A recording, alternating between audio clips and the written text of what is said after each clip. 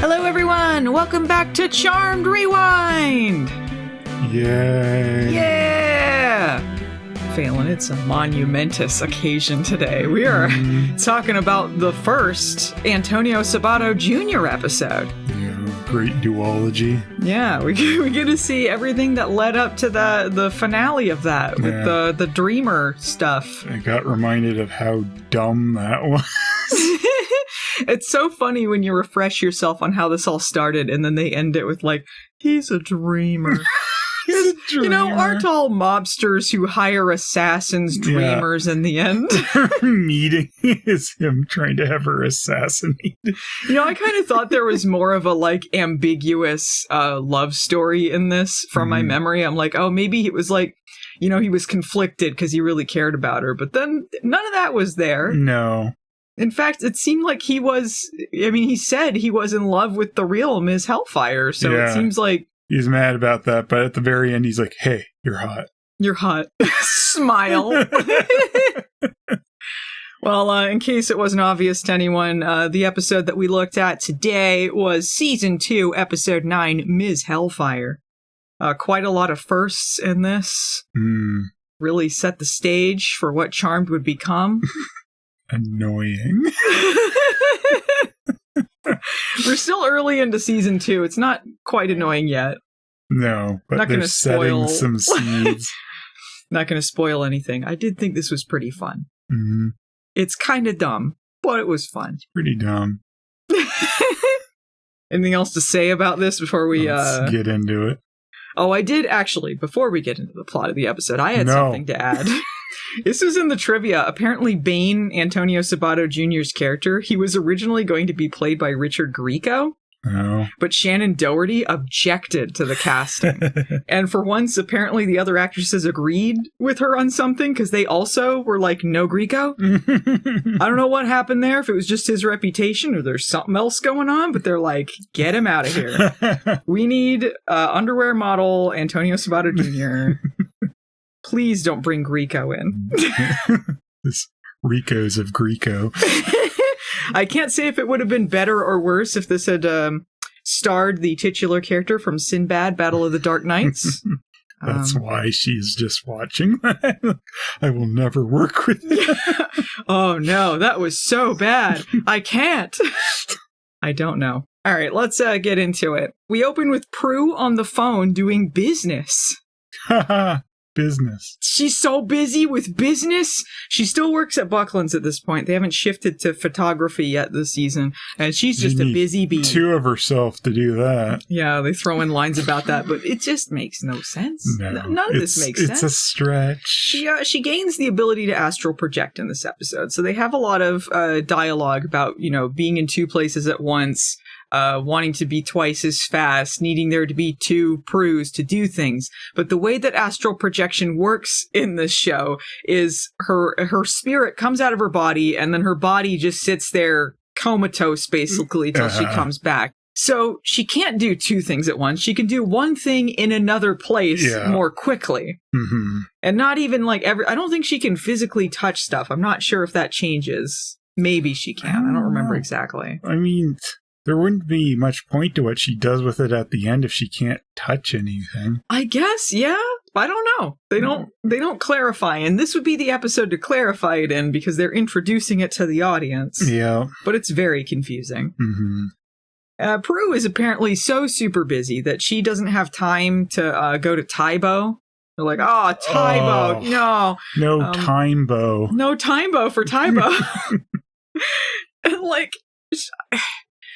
all of this stuff that she can't do does not, like, that she needs to do but can't do later doesn't come up. Just the thing at Buckland's, there's like a meeting, but it's like, what happened to all these other things she needed to do that day? They don't explain why she's fine not doing them now. I don't know. This whole time also, she's wearing this, like, silky tank top with exposed bra cups. There's like clearly a black bra underneath it with the tops exposed, and she wears this to work. Yeah. She like this is just her everyday wear. She just like new bosses at Buckland's too. She's like, this will be good. There's like a new VP that comes in and he's tough but fair, right? He needs to challenge them and see who's worth keeping on the team. And like he sees her waltz in late with exposed bra cups and suddenly it's like, she's just too busy. It's not her fault. And like, well, some of it kind of is. But anyway, Phoebe is also there. She's in the kitchen. She's sitting at the table eating some Honey Nut Toasted Oats with some Milk brand milk. She is sporting a vaguely Native American inspired look. This was during the her looks of the world phase from season 2. At one point, she answers Prue's phone because she's on her work phone and then her home phone rings and then Phoebe answers it. So both of them are on the phone simultaneously dealing with Prue's schedule. And then when they hang up, Phoebe says in a baby voice that she's tired and needs a nap. Shut up. I'm tired. I need a nap. I answered the phone for Prue, and that's all I've done today. I'm a little baby. And a shock room comes through the window and kills her. Shut up. Shut up. I'm not Xena. I'm Lucy Lawless. You want to know if she can fly? Lucy Lawless can fly. Yeah. So after this, this is when Piper waltzes in from next door. She's just got done having some greasy butt crack poo flap sex, I guess. P.U. Don't be doing anything in anyone's poo flap. Yeah, this is in the middle of the Leo and Neighbor Dan thing. Leo's not in this episode at all, but Neighbor Dan does everything functionally that Leo does anyway, because they're both handymen, I guess. Yeah, that's so stupid. I think both do the same crap. Yeah, because I think, the distinction here is that Neighbor Dan is, he's more of a construction guy, and then Leo is just kind of odd jobs handyman. I don't know. Changing a light bulb. Yeah, he changes a light bulb sometimes. He can fix lights with his healing. They might as well just crossed it off and said Leo for all that they do with him in this episode, but whatever. Pointless. She's just, it's like a lateral decision whether she picks Leo or Neighbor Dan, really. If he drops that Jenny's dead in this one. Yeah, Jenny's with her mother. Literally a Jenny's with her mother. Yeah. Her Ciro gutter with his hanging blade above her head. Oh, I know what that's like. Come live with me. You can enjoy that with me, Piper. Apparently, Neighbor Jenny, had the episode where Phoebe is like, hey, here's a picture of a bunch of sperm and an egg, and then she's like, I have to leave. Well, we know why they couldn't teach her witchcraft and stuff, because then she'd do it and they'd look at her like, oh, annoying. Yeah, they had to wait till Billy came along to do that story. Yeah, it's what they do with any other witch. Oh, they're annoying. Yeah. Spoilers, that's what they're going to do in this episode. Annoying. But Piper is really happy. She's been doing the do with Neighbor Dan. She doesn't even care that it's Friday the 13th. Wow. She can say that and nothing bad will happen. Except when someone shoots the shit out of their kitchen. We see the Milk brand milk explode. It's insane. Crazy. I believe the milk took a bullet. Press F to pay respect to the Milk brand milk. So the girls, they dive to the ground, and then Phoebe bitches at Piper for saying Friday the 13th out loud. This is when the shooter walks in. This is a sexy assassin named Ms. Hellfire. Do you like nice girls or naughty girls? Huh? She sprays bullets everywhere loudly, all willy-nilly, like any good assassin. She's also played by Shannen Doherty's stunt double. Which is why she can replace her easily, even though it's not even a factor in this episode that she looks like her. Apparently no one knows what she really looks like, so it didn't have to be. That should have been a plot point or something. But it wasn't. No. But if you know, you know. And also, she's doesn't get to say a word. She doesn't. She was uncredited. This is one of, I think, 2 acting roles that she had because she was primarily a stunt double. Still is. I think she's still acting or stunt doubling, but... I love the episode is named after this character. She doesn't get to speak a word. No, but she gets a page on the wiki.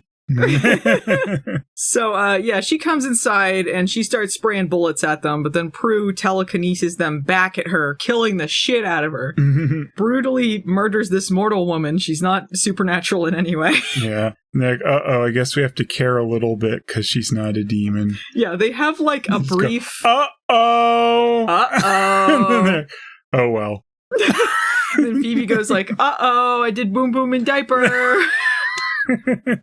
It's a fashion diaper. I bedazzled it. So they realize that she isn't a demon, and they do pay some lip service to this. They have like a brief moment. Which they quickly get over. They quickly get over, because they're like, well, it was self-defense, whatever, fuck her. But also, like, they're wrong about the stuff that they say, because they're like, oh, well, we've never been attacked by a mortal before, and Prue says she's never killed a mortal. But neither of those things are true, because this did happen. In the 5th episode ever of the show, there was a dream sorcerer, which was just a normal guy that was fucking with them. But I guess the trivia says that they didn't really find out he was mortal. It was kind of nebulous whether they found out he was mortal when they killed him. So maybe they don't know that they already killed a mortal, which seems kind of like a dumb way to tackle the first time they've killed a mortal. If they thought this was the first time when they wrote this, it's still a dumb way to tackle it, because they're like, oh well. Yeah, and then it's just like, all right, we'll tell Daryl the whole thing with him finding out for the first time, and then he'll quickly, cover it up with a bunch of BS. It doesn't really make a lot of sense long term, but oh wells. Yeah, all the stuff with Daryl in this episode is confusing, because this is when he finds out they're witches, but like, there's never really a moment. No. They tell him, and then he's like, well, let's get to work. And yeah, I don't understand that at all, especially after all of that build-up. This is, a season and a half in from his introduction, and they've hid it from him this whole time. There should have been a better, reason or, like, story for why he finds out and stuff, but just them calling in and be like, I guess we'll tell him because we need him to cover up our murder. Yeah, immediately they start using him. Like, he should be a lot angrier at them, because this is going to be the rest of his time on the show. It's just them taking advantage of him, making him do highly illegal things for them to no reward. Yeah, they're horrible. Why are you the way that you are? But anyway, before all this happens, they're looking through Ms. Hellfire's stuff. They find some passports, some throwing stars, a knife lipstick, the classic assassin tools. And like any good assassin, she has the names and details of all of her hits written down in a day planner. Like the names, how she's going to kill them, when she's going to kill them, the date she's going to kill them. Like, why would you do that? To kill. To kill. Smiley face. She has the girls' powers written down next to their names. And by Phoebe, she wrote negligible. You suck, Phoebe. I liked when the show had a sense of humor about her and she wasn't just like the main character of the universe. She, if this was a later episode, she would have bitched about that forever until they proved she was not negligible. Yeah. Even though she was more useless at that point, because like it was just all about dates. At least she was doing stuff now. She's always pretty much the biggest useless idiot of the team. I love that, Miss Hellfire, I guess she knew about the supernatural world already. Like, she or was informed. Or she just told in emails and she's like, yeah, okay. Apparently she's a mortal who has dealt in killing supernatural people before. Otherwise she's like, oh, they have powers? They're witches? That's fine. I'll just jot it down in my little journal. Just jot it down. A telekinesis, you say? My death journal. Why are they the only ones that she's written the powers for? Because apparently the witches that she kills, it doesn't matter if they're really witches or if they're just witch practitioners, which is a little confusing. No, that doesn't make any sense. So I don't know.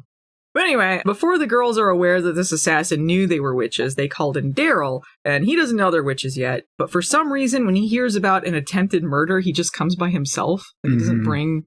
As far as he's aware, they're normal people who said someone attempted to murder us, and then he just goes by himself with no backup, no one to investigate this, nothing. Like they say, hey, don't bring anyone. Yeah, okay. Yeah, like, apparently why? Apparently he's on the outs with them at the time too, because he's really like upset and distrustful of them over a bunch of bullshit covering it up. So apparently he does not like them right now and thinks that they're up to no good, but he's still like, yeah, I'll come alone with no one to witness anything or, just to interrogate you about this. It should have been some story where they save him or something with their powers. It's the first time he finds out. Yeah, it seems really weird to reveal it this way. It feels like they're like, well, we've done enough with that. Oh, well, and then just throw that away. Yeah. Throw it all away. Yeah, because him finding out is just a side note in the story. Yeah, they barely do anything with it. They do have a little bit of dialogue where they try to make something more meaningful out of this.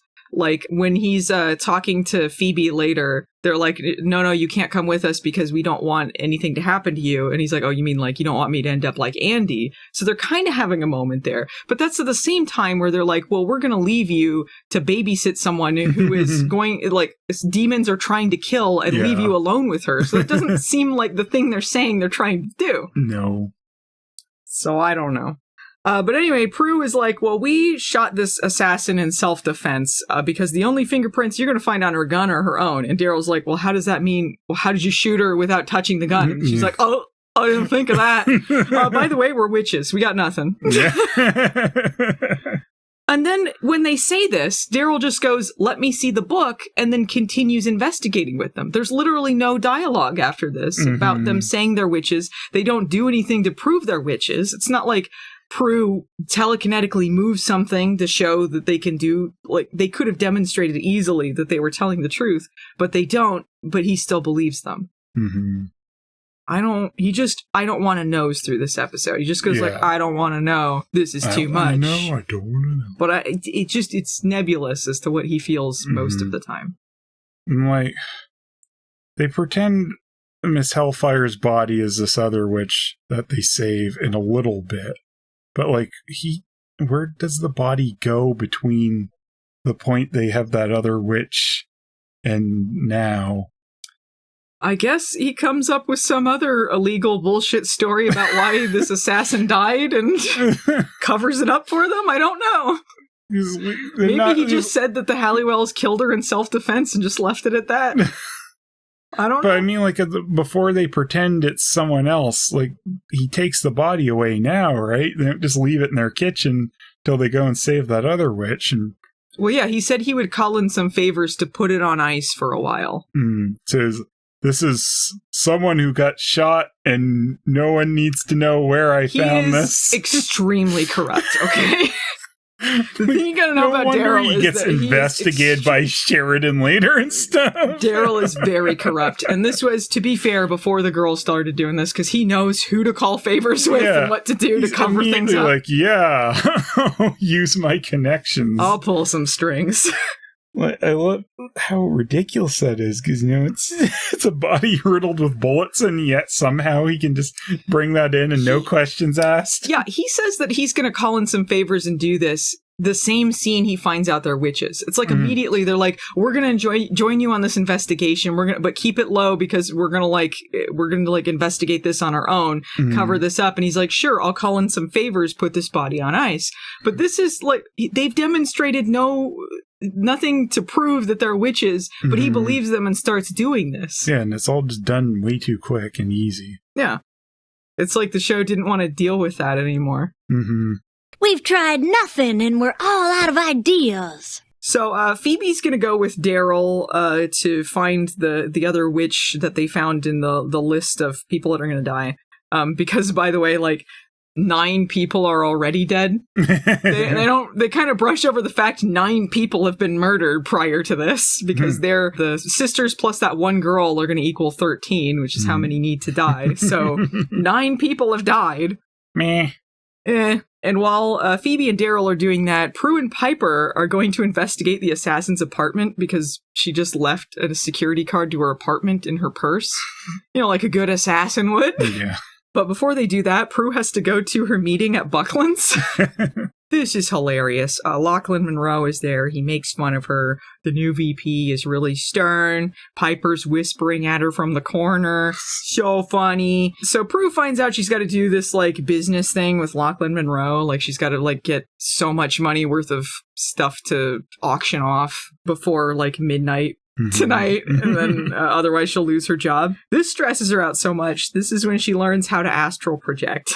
She does that real quick. They're like, whoa, what's that? I guess it's your powers evolving. And they're like, well, we got to move on from that. She tells Lochlyn Munro she doesn't feel well and leaves. And then they never explain why she can't do or how she gets out of the other thing she had to do today. Yeah. How did she get out of Tybo? Meanwhile, Phoebe is annoying Daryl. Like, he's got the sirens on. I don't know why he has the sirens on. Yeah, that's really weird. There's no... I guess because they think this woman's in danger. I guess they have a time, and they know they have to get there quickly. I guess. I think they do have a time they need to get there to save her from plastic explosives. Because, again, the assassin wrote down how she was going to kill her and at what time. Apparently they know that this is going to be at her place of business, though, and not her house. I don't think it specified the location, but they go to her store. Yeah. It's good she already had this set up and then went to go kill the charmed ones. Yeah, apparently. And then got killed by them. I don't know how she knew what time this was going to go off, because it went off when she opened the door. I assume it was set to, by... when the door gets opened or something. Yeah, I guess maybe that's the time that her business opens, and that's how she knew it was going to be at that time. I guess. Time bow. Well, while Phoebe and Daryl are on the way there, Phoebe is like, you can ask me anything about being a witch. And he's like, no thanks. Yeah, it's so funny. He says, I don't want to know, so many times. Yeah. Phoebe acts really annoying. This is important to remember, because Phoebe's going to act like someone else is annoying in 2 seconds. Yeah, well, she can be annoying, but someone else can't be annoying. There's That's only just so much not room. done. There's only so much room for annoyance in this episode. So they track down this woman. Her name's Marcy, and they go to her place of business. They save her just as she's opening the door. There's a big explosion, and then she starts talking about spells. Like, she's like, a protection spell I cast worked. And then Daryl is so annoyed that this is a witch. Ugh, I don't want to know. I don't want to know. Meanwhile, Prue and Piper have gone to Ms. Hellfire's apartment. It's super luxurious and expensive. There's a bunch of expensive stuff in there and artwork, because assassins aren't good at hiding what they do. They're just going to flaunt all of their wealth, have an apartment, not just go from place to place. Like, she just lives in an apartment there. Yeah, that's funny. So Prue immediately goes to the closet. She lives really close to them, too. Like, she's a few blocks away from her hits. Yeah. She thinks that's great. Yeah, they found out that she lives not that far away. They even say in the dialogue, like, she lives like right over there. Like, what? She's the worst assassin in the world. Yeah. She communicates via assassin email? Assassin email. Now, come on now. How was she not caught before that? This must have been her first job. Hellfire at assassins.com. This was her first job, and then she got killed. That's what happened. We have purposely trained him wrong, as a joke. So Prue immediately goes to her closet and starts orgasming over her clothes, like, faux fur! Because, an assassin has some moral code, I guess. And then she just starts playing dress up. Yeah, she starts so wearing her clothes. So dumb. They know people are getting killed, that there's some people on a hit list. She's like, let's dress up. And this woman murdered at least 9 people before them. And also, they just murdered her. She felt so bad about killing a mortal. And she's like, these outfits. Got over it so quick, because it doesn't come up again now that they're in her apartment. There's like, dress up. This is so funny. Yeah, Prue definitely kept those outfits, right? She said that she didn't keep it. She kept those outfits. So they find a bouquet of roses addressed to Ms. Hellfire from Bane, which was everyone's favorite Prue pairing, apparently. Like, the fans really loved their chemistry, which is why he came back for that final episode. Also why he changed personality and they started going on about dreamers and stuff, because it's kind of hard to redeem this assassin mobster guy. He was responsible for 9 other witches being murdered. Yeah, he's responsible for that. They don't care about that. No, that's fine. LOL. He's a little dream boy. He's the man of her dreams. Prue's got 2 love interests in this episode. It's assassin mobster guy and Lochlyn Munro, who we later find out is manipulating her with his twin. So who are we supposed to be rooting for here? Well, Lochlyn Munro is a little less evil than the murderer, so... Yeah, I guess.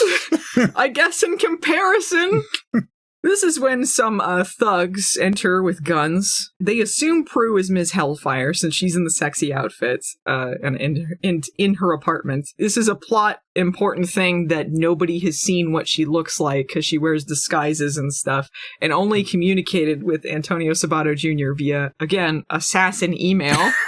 But apparently these are some steamy emails because he fell in love with her. This is not revealed until he said, "You killed the woman I loved." So I did not get that he loved her prior to this. But apparently these emails, like she's like G2G and he's like, "Oh, I love how she uses the email speak." Yeah, like how did love come into I need to contact an assassin via email. Yeah. Oh, I love you. The way you said, yes, the job will be done at this time. I can't imagine. He still might beating her. Yeah, I can't imagine they got into much detailed conversations in the assassin emails. You assassinate these people. I love you. I sent her a winky emoji and she said, "Okay." Oh. Real loser, boy. We got on AOL and chatted a little bit. Okay. She sent absolutely no signs, but I took everything as one. She said, "Kiss my ass," and I was like, "Ah, yes." Can I? So they say, these thugs that came in, they're like, "All right, Bane isn't happy that you didn't check in with us after you're supposed to assassinate those Halliwell chicks. Go to the principal's office." This is the first time we'll bother meeting with you in person. Yeah, apparently. They knew where to find her, but never... Why would they know where her apartment is if they only communicated via email to agree on these assassinations? Mm-hmm. If they knew where she was the whole time, then why even bother with the email pretense? If you're doing that, it's to keep a degree of separation, which, I mean, he's not doing anyway because he's in love with her or whatever, but... He's crossing some serious boundaries in the assassin/hirer relationship. Mm-hmm. So anyway, Prue's like, in order to find out more about the guy who hired this hit woman, I gotta continue with the fan service. I have to do it. This is when they introduce us to Antonio Sabato Jr. We first see him at a Dutch angle, lazily loafing on a couch in his nightclub. Pretty much Jabba the Hutt here. Yeah. Prue me bookie.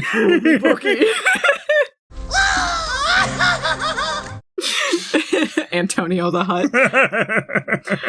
He's got like a glass blue bottle next to him. It kind of looks like he's just drinking like Saratoga water or something, like some fancy water. Like, oh my God, no one had Antonio's the Hutt. I'm going to take water on the rocks. And then fucking his little sidekick. Yeah. Jabba's sidekick. What's his name again?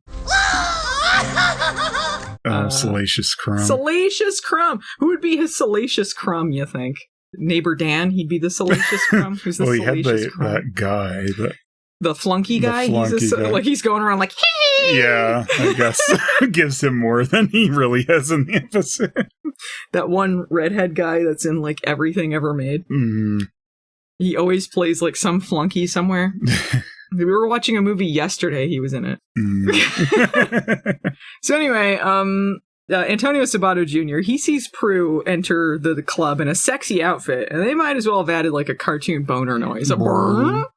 He gets flunky too. Like he emails him and he says okay. He's like, oh, I'm in love with him too. I never knew he felt that way. The thing, he falls hard and fast because he's a dreamer, you know. I need you to meet with Barbas. Okay.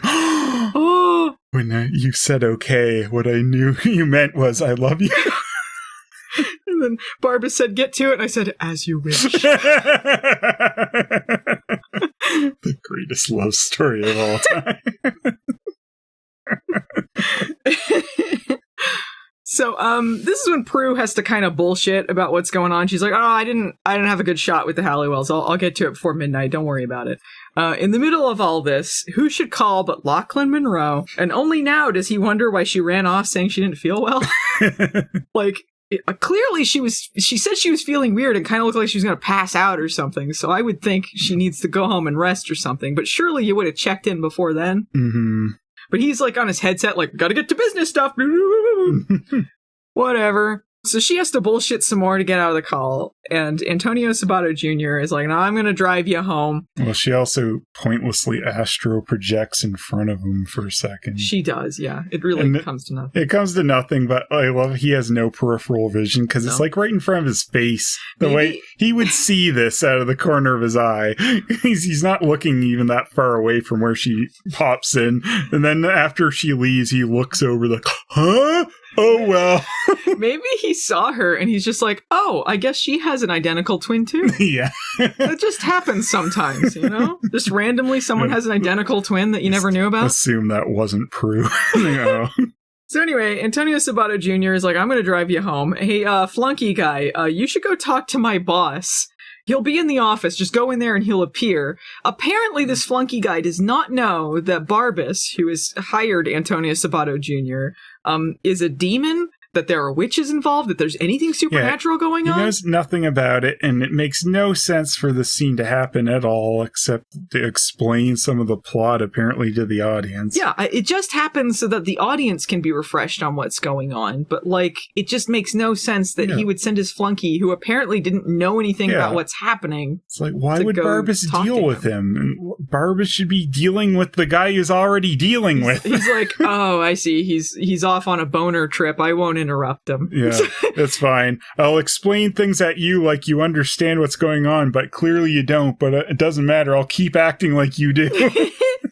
All this stuff with Barbas, also, it's to explain things to the audience that aren't consistent with the last episode we saw Barbas in, but also don't make any sense. Mm-hmm. Because this is his second appearance, and this was, so last time they saw him, they just called him the Demon of Fear. They didn't know he was named Barbas, and then they defeated him by saying, I'm not afraid of you anymore, and then he went, no, and exploded. I'm not afraid anymore.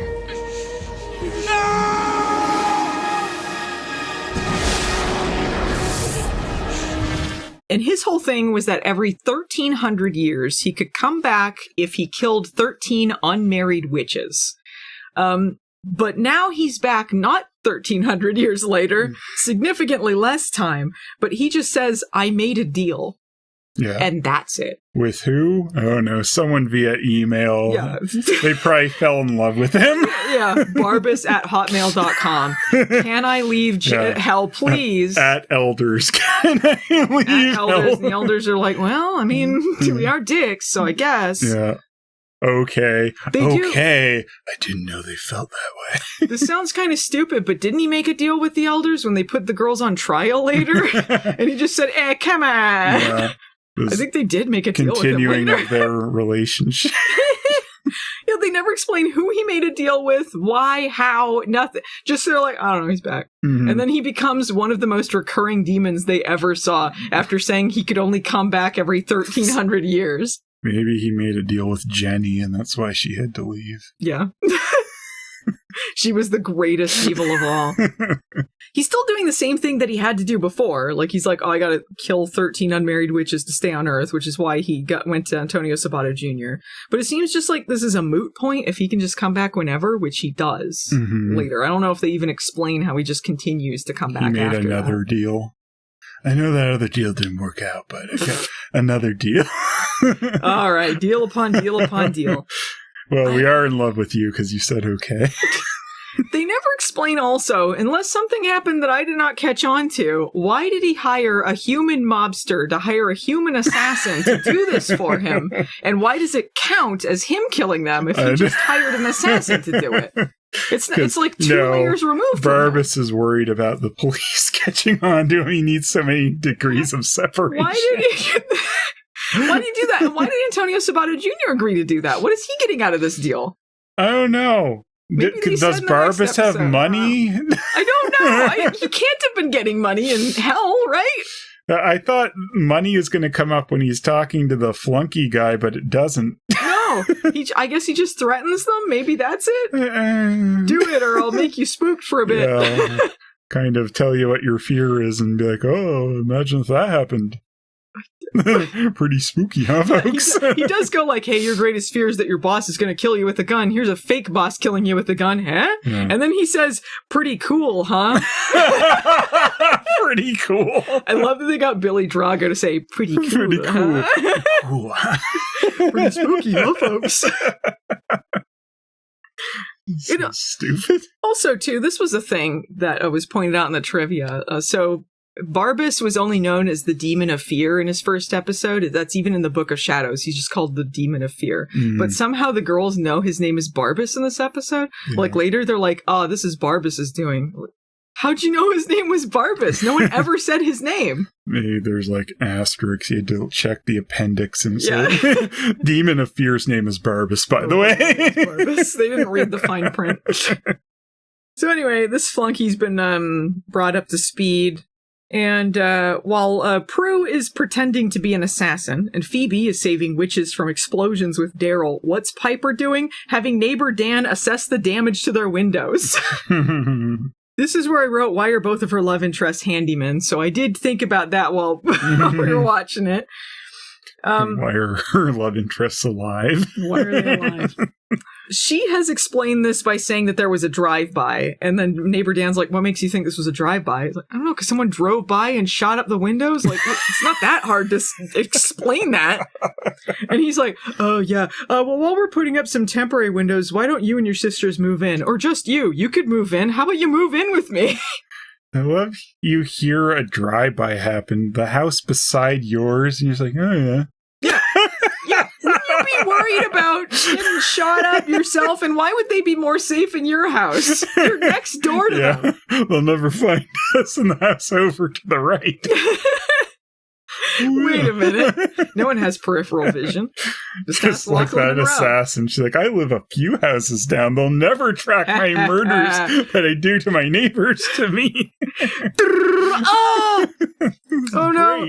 Before I die, get me some milk, brand milk. Miss Hellfire, prefer local assassinations if possible. So I don't have to commute. Yeah. Don't have my own car. She does. No, she has a Porsche because Prue drives it several times in this episode. Nice. Well, they mention it. They can't afford a Porsche, but they do mention there's a Porsche involved. Oh, yeah. And neighbor Dan is like, there's plenty of room in my house now that useless neighbor Jenny's gone. She knew too much. But that'll never happen to me, right? Put the knife away next time. So this conversation comes to a halt when Phoebe shows up. She's got Marcy with her. She's got like the pig pen dirt floating around her. Why? Because she's stinky Phoebe. Oh, okay. I thought maybe there was more. Just because she's stinky? She also has Marcy with her, so I was thinking peanuts.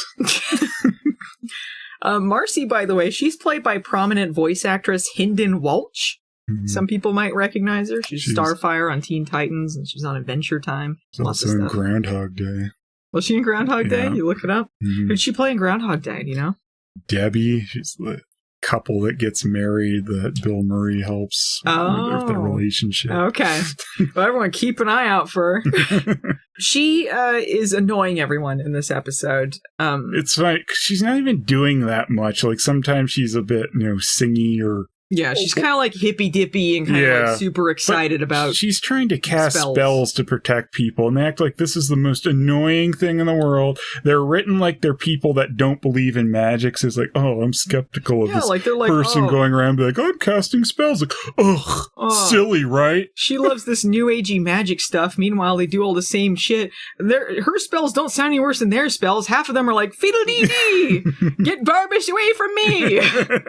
It's nothing.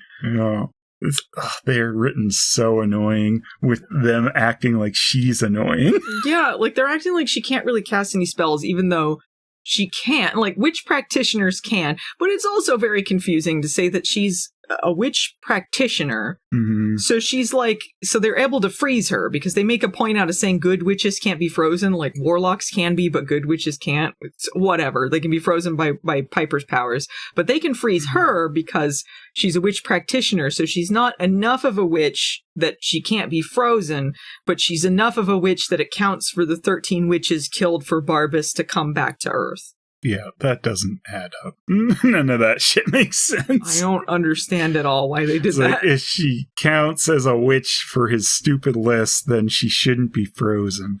Yeah, like, they can occasionally, like, encounter other witches that could help them, that even if they're not going to be, like, recurring on the show. They should have had some recurring lore a little bit more. They really should have had some reoccurring other witches.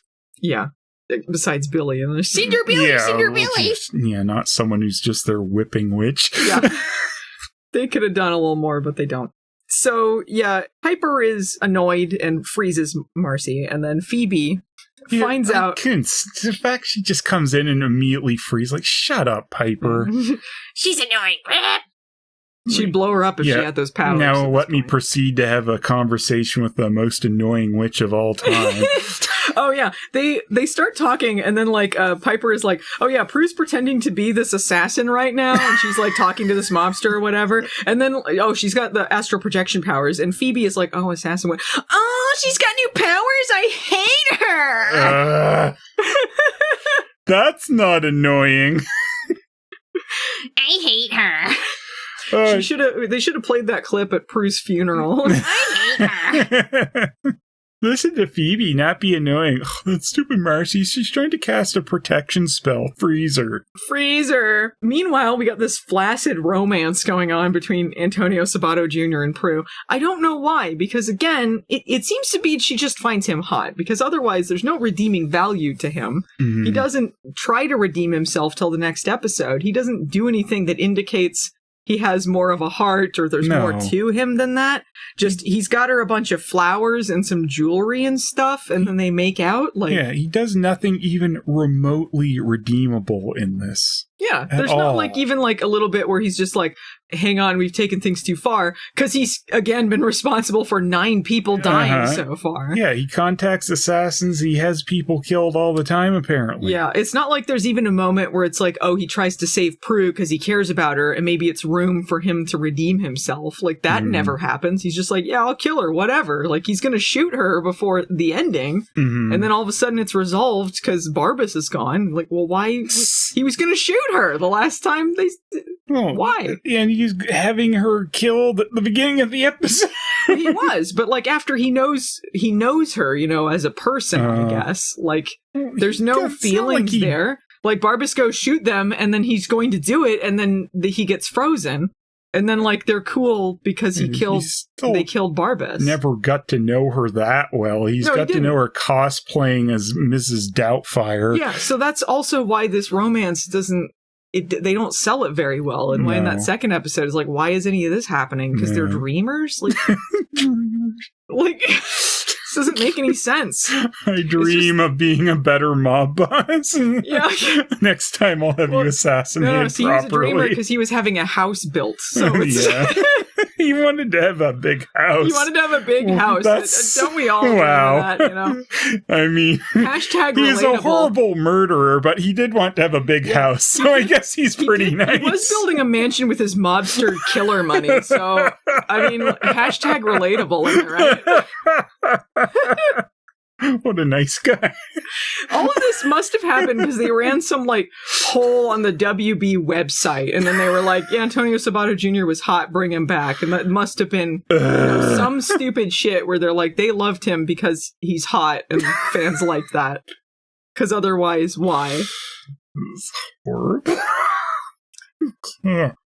You can't with that. You can't just pretend he wasn't the character he was. Right? Like, it's even more insulting that we've rewatched his intro episode, because when we did that other one, it's like, I vaguely remembered there was some, mobster plot going on. Actually refreshed on what he did. Like, no. It's even worse. Yep. Hey, how you doing?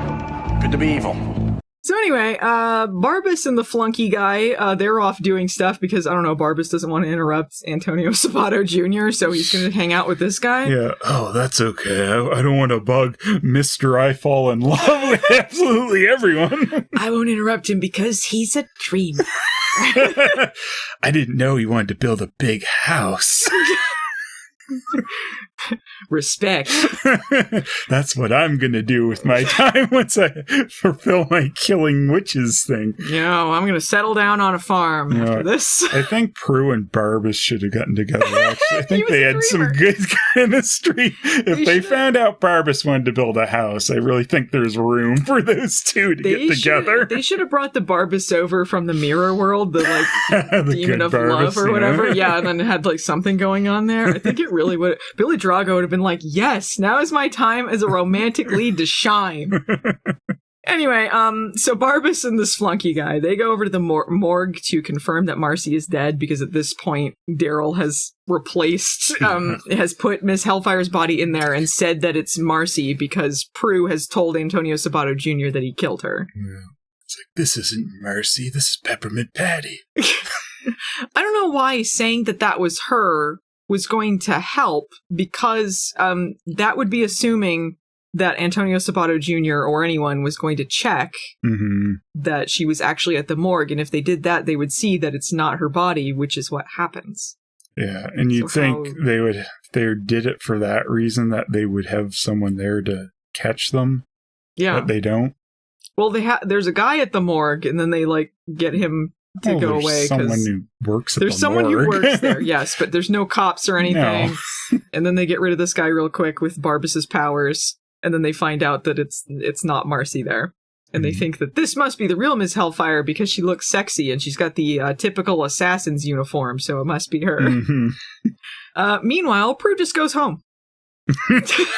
Yeah, she goes home and says, I still have to be wearing my Mrs. Doubtfire outfit because they might be watching.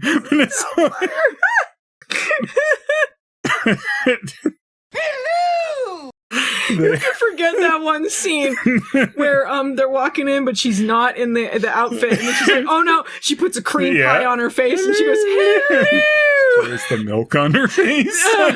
Milk, bread, milk. Hello.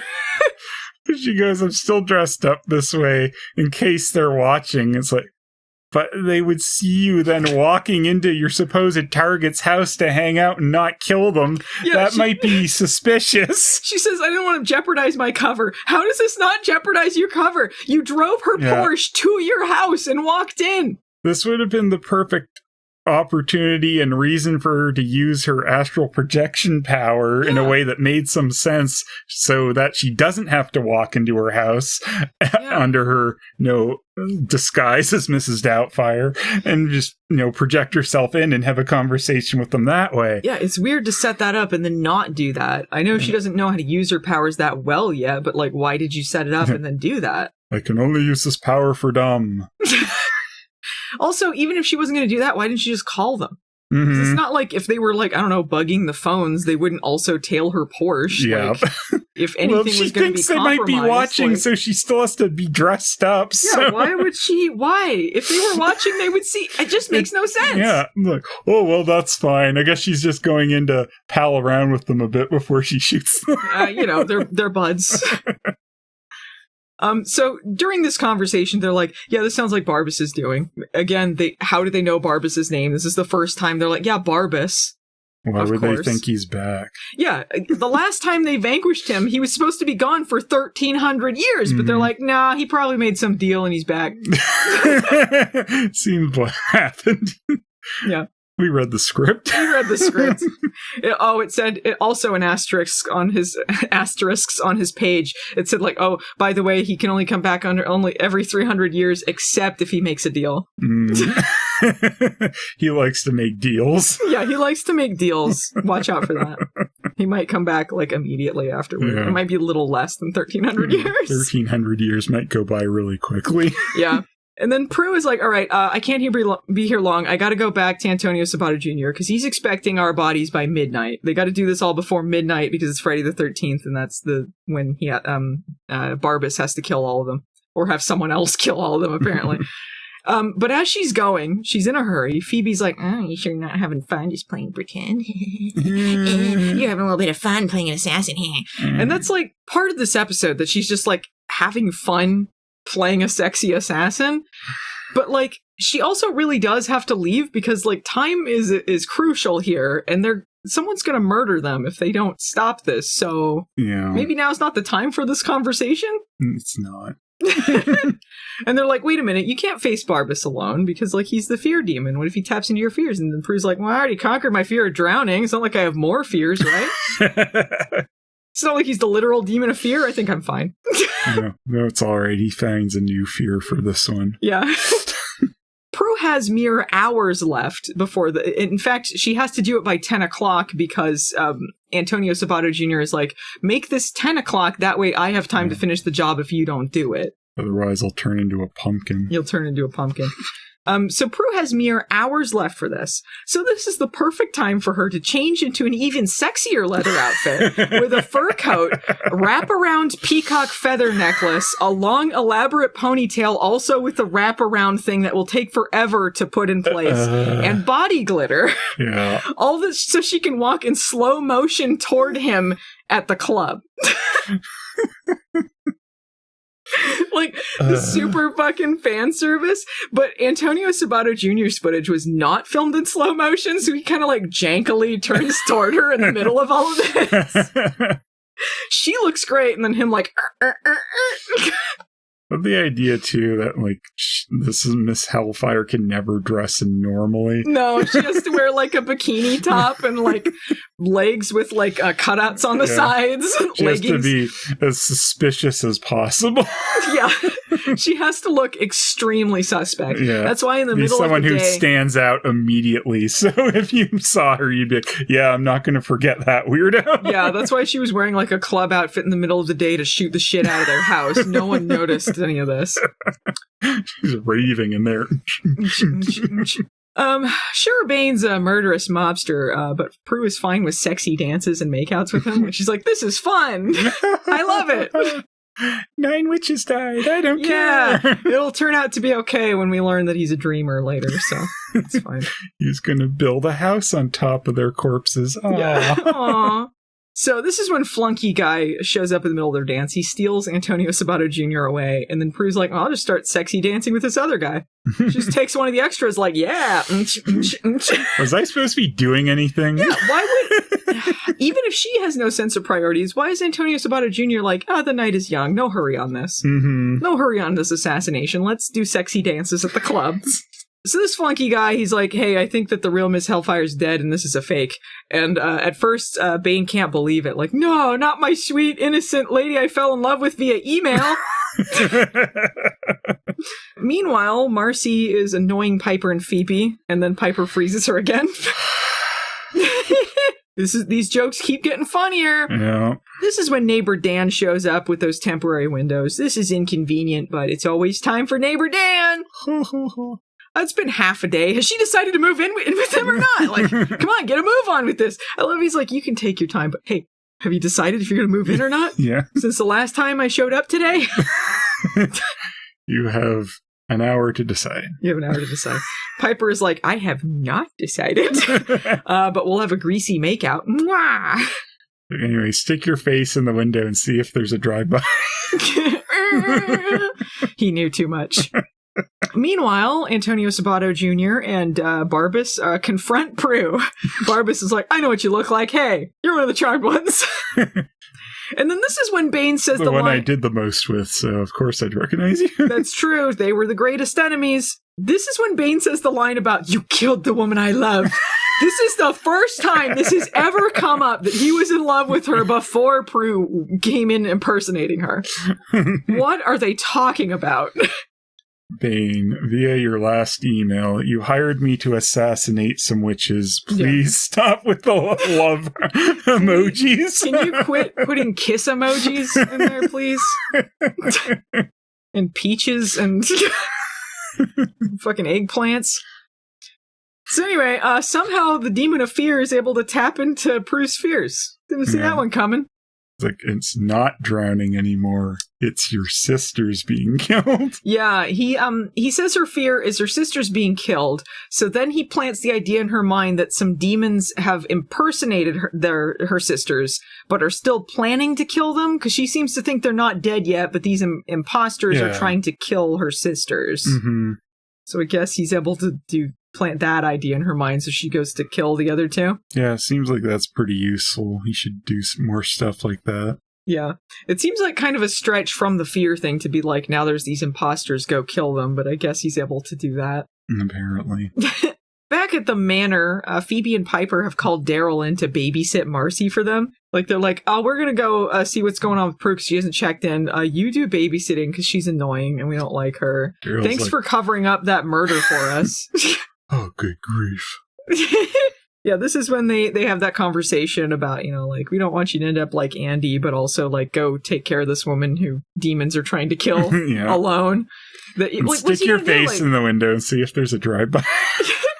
Also, how is he going to protect her? With his gun? Like, is that going to kill demons if they try to come kill her? Or Barbas? Hopefully they don't deflect them like we did.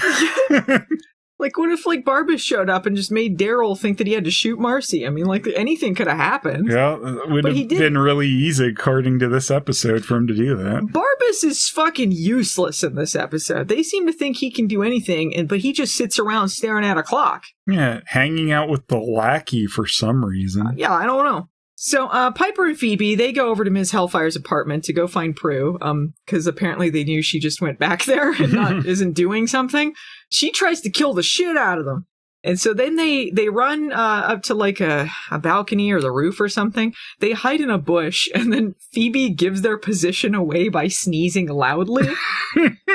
Like a cartoon. You can hold sneezes in sometimes, right? Like, but she's like, achoo! Like a loud sneeze. Phoebe's too dumb to live. She's so stupid. So they decide that they need to force Prue to astral project. They need to make her think she needs to be in two places at once because for some reason they think they can talk down Prue in the astral plane, even though she thinks the same thing as normal non-astral Prue. So what? Yeah, I don't. What's the difference? None of this plan makes any sense. Forget it! I'm not doing it! This episode was badly written! I don't know why they think if they run in different directions, she'll astral project, because it doesn't help her get both of them. She still has to make a choice to go after one or the other. Yeah, all that means is, like, her body is left vulnerable with this imposter she thinks is trying to kill them, while she goes over to Piper but doesn't appear right next to her, just a little further away to chase after her. And she could appear anywhere. Yeah, why didn't she appear there? Like, right behind Piper and kill her? Yeah, unclear also if astral projection Prue can kill anyone or touch anyone, because we don't see her do it. And if she can't, then it's even more pointless that she would astral project there. Yeah, I don't know. But apparently this works. They talk her down. It's like, why couldn't you just talk down the normal version of Prue? It would have worked exactly the same. It doesn't even make much sense, too. They talk her down by saying, hey, remember the time I was really stinky about something and I ruined your leg warmers or something? Say, how could you possibly know the leg warmers story? You must be the real ones. Like, what if these were demons that just stole their memories, too? A lot of things could happen, but, the power of Duran and leg warmers conquers all. Yeah. Oh, you're the real one, I guess.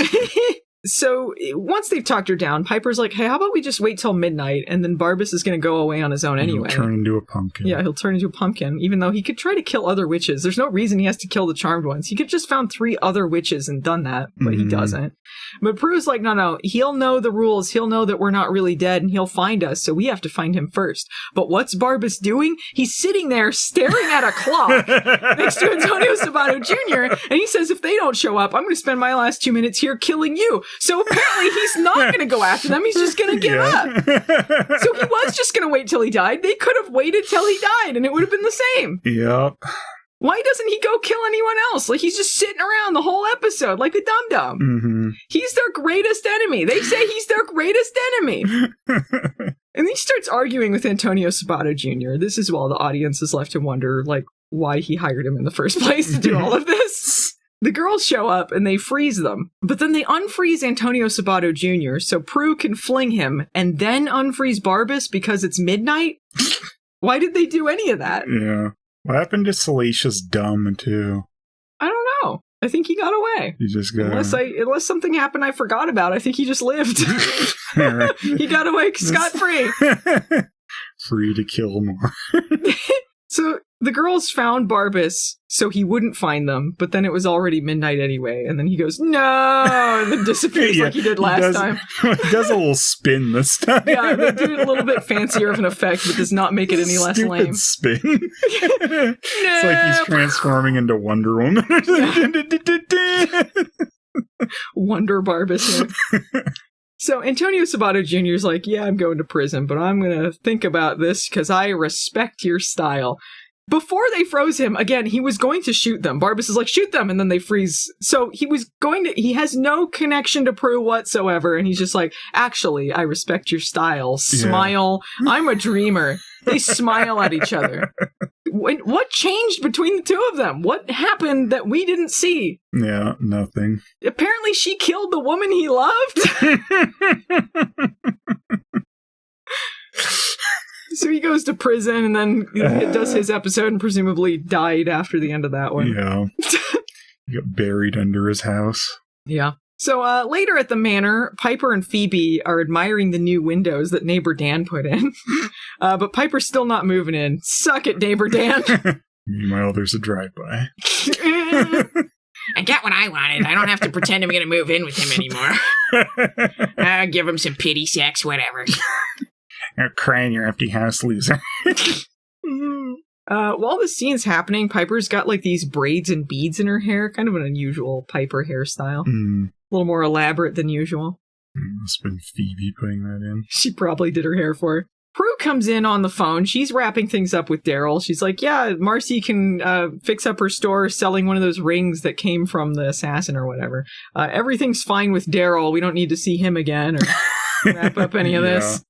Somehow it's all taken care of, I guess. Yeah. And they're like, are you going to keep any of like the stuff from Ms. Hellfire? You know, you got all these like fancy paintings and expensive jewelry. We killed her after all. We might as well get her loot. Well, like, Prue is like, it wouldn't feel right to keep this, but I will auction it off at work to save my job. It's like, how is that any more morally correct? Exactly the same shit, Prue. Like, if you're gonna kill her, and she's trying to kill you anyway, I think it's fair game, but don't act like there's some moral code going on here. But then they have a real moment thinking about how they killed him, and they're just kidding, they don't. No, they don't care. And then Prue's like, you know, now that I can astral project, I can do things a lot quicker. Like, no, you can't. Yeah. You cannot do two things at once. You can do one thing while your body is doing something, like, just comatose over there.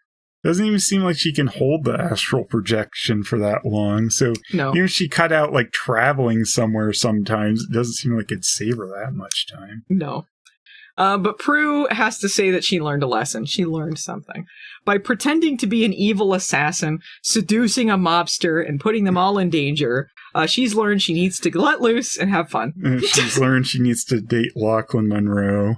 Yeah, she needs to date stupid twin guy. Yeah, and he's like, actually, I'm the Red Hood. And she's like, oh, I'm into murderers.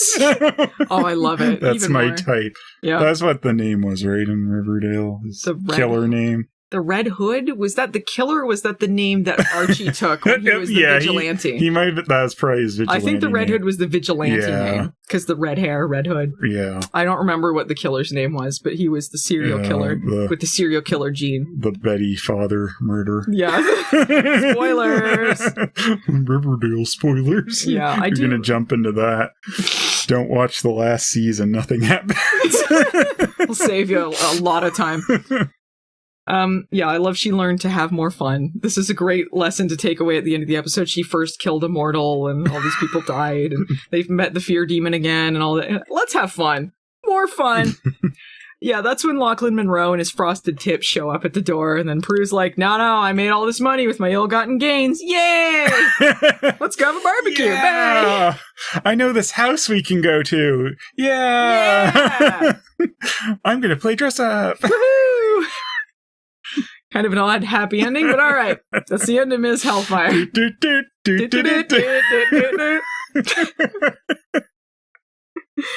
So, what are your final thoughts on Ms. Hellfire, Phelan? It's a pretty big mess for an earlier episode. Usually they're a little better than this, I thought. I don't know. I feel like there's a lot of inconsistencies in older ones. They're just more fun and less annoying than the later seasons. I mean, they really bungled a bunch of things, like especially the Daryl story that should have meant something and been its own story, not just tossed into this and then brushed over so quickly. So, I don't know. And the follow-up with stupid Antonio the Hutt was so stupid. Like, seeing this makes it so nonsense for that to have been a thing. Oh, he's so cool. He killed 9 witches. He's a dreamer. You're allowed to kill people if you're a dreamer. I love him. Sure, he's an assassin and a dreamer, but he's not the only one. Yeah. So, not anyone can just fall in love with someone because they replied okay in an email. I'd love to know what happened between them. A dumb episode. I enjoyed this episode greatly. It's one of those amusing fan servicey ones that was like at least kind of fun. Like, it is nonsense. It's stupid, but like I enjoyed it.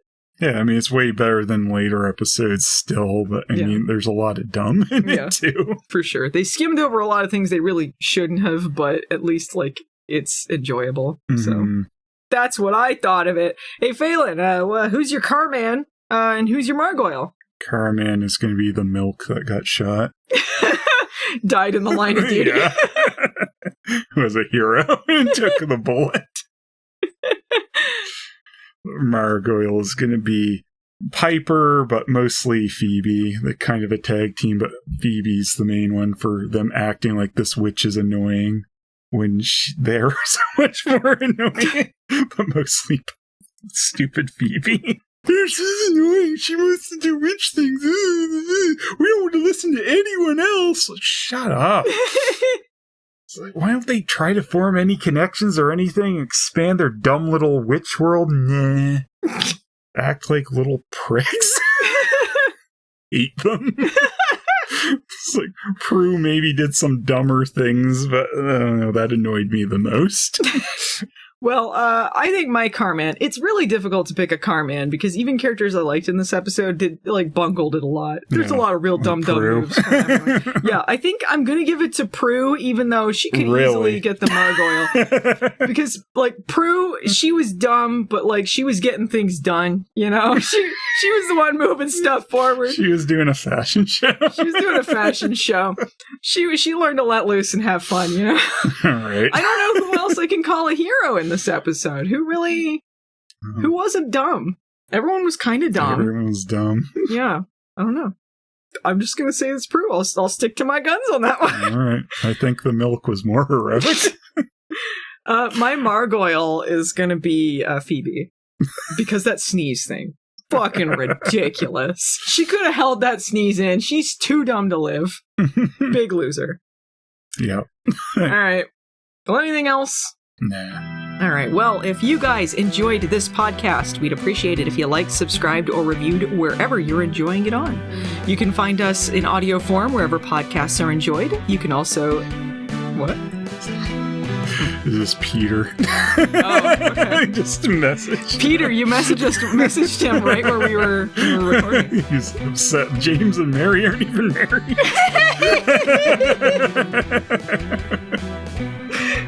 Let everyone in the podcast know he was really mad about the Silent Hill Return to Silent Hill. Yeah, about all the plot twists in that one. It's kind of insane.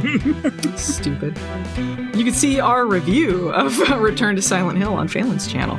You can find that at youtube.com/Phelous. You can also find my stuff at youtube.com/Movie Nights the Series.